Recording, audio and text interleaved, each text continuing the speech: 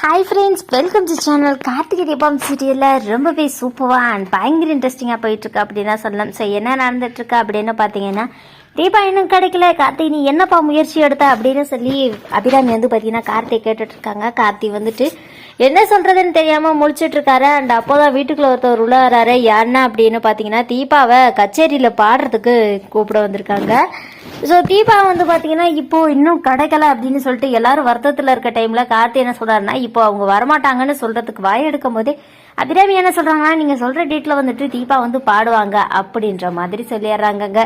So இதை கேட்ட உடனே பயங்கர ஷாக் ஆகுது கார்த்தி. எதுவுமே பேசலை. அண்ட் அதுக்கப்புறமேட்டு வந்து பார்த்தீங்கன்னா அபிராமி வந்துட்டு சொல்றாங்க, நான் அவங்க சொன்ன டேட்டுக்கு கண்டிப்பா வருவாங்க, நீங்க கிளம்புங்க அப்படின்னு சொல்லிட்டு சொல்லிடுறாங்க.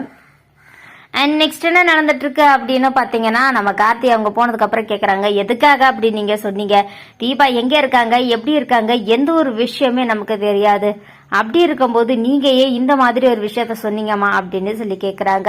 என்னப்பா கார்த்தி பேசுற, தீபா எங்க இருந்தாலும் கண்டிப்பா வந்து எனக்கு கிடைச்சிருமான்ற அந்த ஒரு நம்பிக்கை இருக்கு, அதனால வந்துட்டு இந்த போஸ்டரை எல்லா இடத்துலயும் அடிச்சு விட்டுங்க, கண்டிப்பா தீபா கிடைக்கிறதுக்கு இதுவே வந்துட்டு ஒரு பெரிய விஷயமா இருக்கும், ஒரு பெரிய முயற்சியா இருக்கும் அப்படின்னு சொல்லி சொல்றாங்க.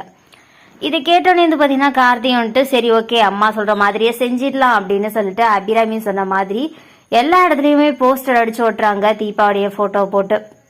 அண்ட் தீபாவுடைய போட்டோவை நானே ஒட்டுவேன் அப்படின்னு சொல்லிட்டு தீபாவுடைய அப்பாவும் வந்து பாத்தீங்கன்னா போஸ்ட் அடிச்சு ஓட்டுறாங்க. அண்ட் இந்த ஒரு போஸ்டர் வந்து நம்ம சக்தி கைக்கும் கிடைக்குது. சக்தி இதை பார்த்தோன்னே ரொம்பவே ஹாப்பி ஆகுறாங்க. கண்டிப்பா மேடமை இந்த ஒரு ஃபங்க்ஷனுக்கு கூட்டி போனா கண்டிப்பா எல்லா உண்மையும் வெளிச்சத்துக்கு வந்துடும், இந்த துங்கா கிட்ட இருந்து எப்படியாச்சும் தப்பிச்சிடணும், மேடமா தீபா மேடமை காப்பாத்திடணும் அப்படின்னு சொல்லி வந்து பாத்தீங்கன்னா நினைச்சிட்டு இருக்காங்க நம்ம சக்தி.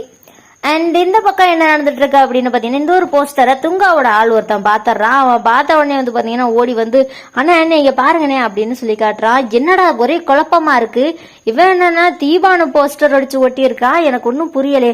ஆமாண்ணே இங்க பாருங்கண்ணே அப்படின்னு சொல்லிட்டு இவ ஆல்ரெடி தீபா பாடின அந்த ஒரு பாட்டு பாடின வீடியோவை எடுத்து துங்கா கிட்ட காமிச்சுன்னு.